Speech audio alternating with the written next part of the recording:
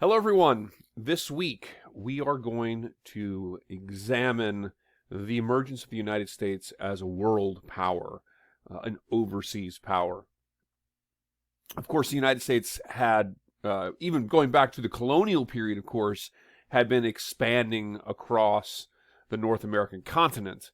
Not even a century into the establishment of the first English colonies in North America, of course, in Massachusetts Bay and Chesapeake, the Chesapeake colony, Maryland, Virginia, portions of North Carolina. Those colonies established at the beginning of the 1600s, by actually 1676, you were already seeing major conflict, unrelated, not connected conflict between Native Americans and colonists in the Chesapeake area. Bacon's Rebellion was the name of a 1676 war directed largely at Native Americans.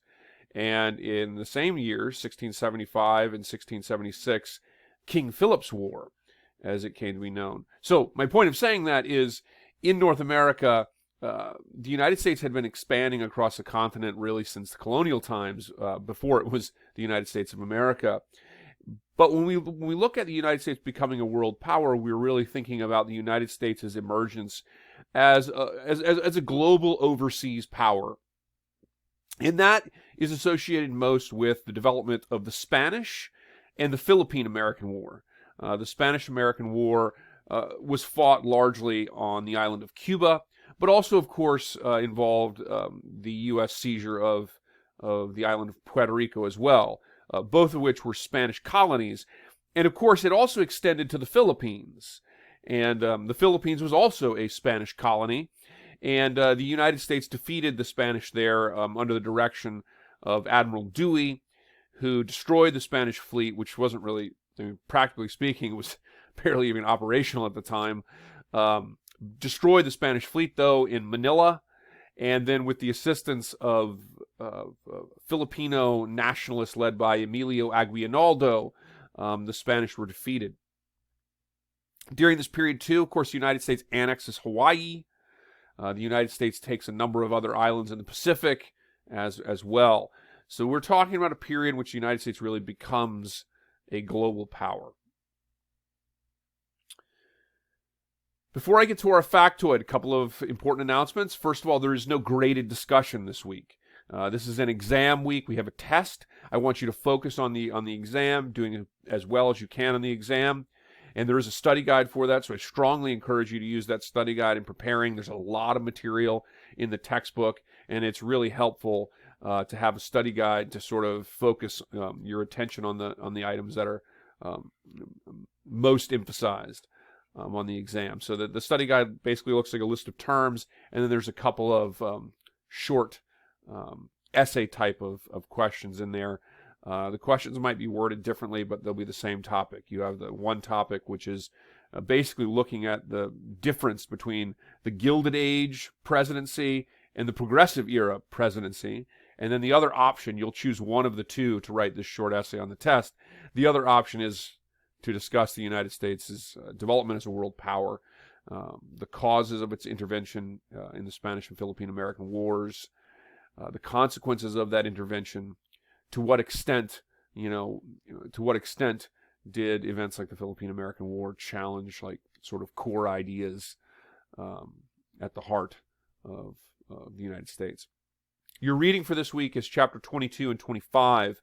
World War I will not be covered on this test. I've decided to keep our focus pretty to keep us a little more specifically focused rather than getting into World War I. We'll get into World War I next week when we start talking about the Versailles Conference, the 1920s, and the lead up to the Great Depression and then ultimately the Second World War. So I wanted to keep us focused on the Spanish and the Philippine-American Wars this week. So no World War I stuff on the test this week. Read chapter 22 and 25. See the study guide. As usual, I have my video lectures up there. One of the video lectures, there's 3 of them, and 2 of them again are on the Spanish American and the the Spanish-American and the Philippine-American War, and then there is another one in there on the entry of the United States into the First World War, and that one will be posted as well during next week, but I put it in there anyway to help us, if we want to begin to delve into that now, that you may go ahead and do that. Okay. Factoid for this week. Remember, there's no graded discussion forum this week. Prepare for the test, but there will be the extra credit factoid discussion.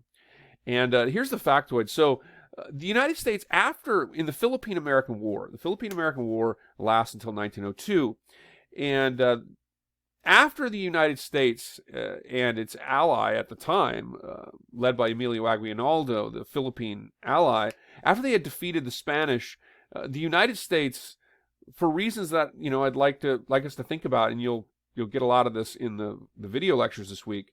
But the United States decided effectively to colonize the Philippines, to more or less replace the Spanish. And this led to a brutal war in which its former ally, the Filipinos, led by Emilio Aguinaldo, began a war of independence against the United States. And the war was particularly brutal. And it was hugely significant in the election of 1900, the different positions that sides took.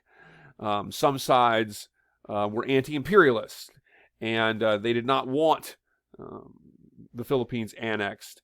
And there was a lot of motives to that. Some of those had to do with, ideas about, the civic principles of the United States, being an anti-colonial power, the fact that the United States was born in revolution and believed fundamentally in self-determination. But a lot of the anti-imperialists, too, in general, that the anti-imperialist sort of movement was quite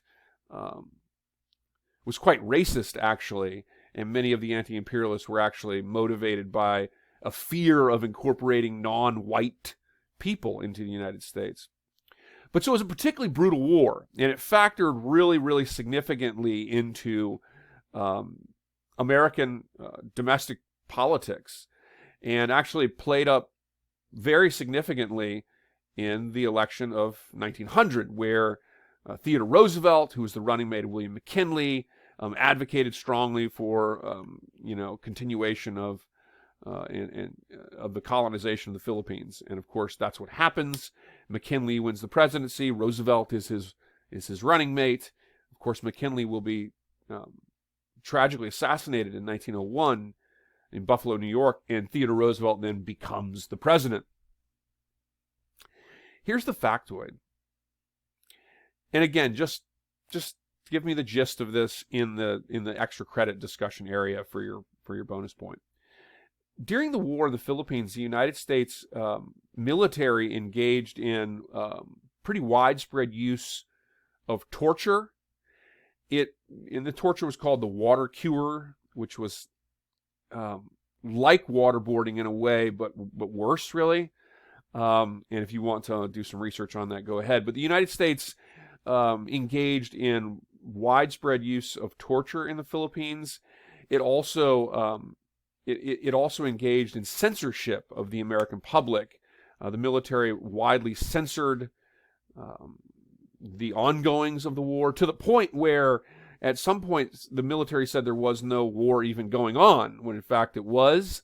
And even members of the Senate in 1900 didn't know about what was happening in the war because it was so censored by the army in the Philippines.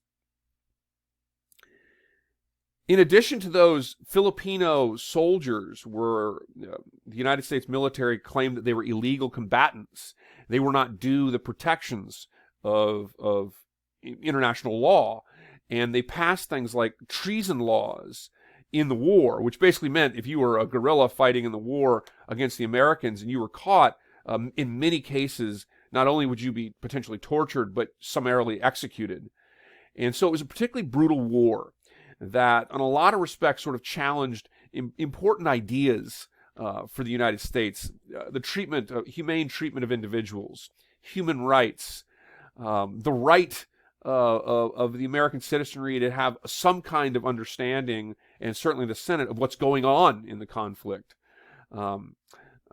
as well, when you look at things like censorship, executions, the claim of illegal combatant, and so forth. So, factoid for this week, sorry, long announcement. Factoid for this week is the Philippine-American War, a conflict that was quite brutal and very much challenged the United States when it came to a number of important sort of core civic principles with respects to its conduct in war and its treatment of enemy combatants.